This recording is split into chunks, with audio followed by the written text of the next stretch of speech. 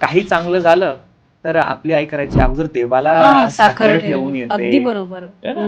की आनंदाचा क्षणाची सुरुवात सुद्धा देवापासून हो हो आणि काही दुःख झालं तर अगोदर लक्ष देवाकडे जातं की आता हे चैतन्य आहे जे मला या संकटातून बाहेर बाहेर काढेल. काढेल. म्हणजे बरोबर. सुखाची सुरुवात आणि दुःखातून बाहेर पडण्यासाठी मिळालेली आस तेच म्हणजे देवघर आहे. देवघर केव्हाही चौकोनी असावं, आयताकृती देवघर चालत नाही. त्याचं एक वेगळं शास्त्र आहे, त्याचं एक वेगळे प्रमाण आहे. बरेच लोक म्हणतात देवघरावरती कलश नसावे वगैरे, तर ह्या सगळ्या खुलचट कल्पना आहे.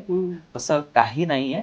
ज्या ठिकाणी मंदिराचे नियम वेगळे आहेत आणि घरातले नियम वेगळे. देवतेचे नियम वेगळे आहेत. तिथे कलश, लाकडी कलश ठेवला म्हणजे ते कलश झालं असं नाहीये.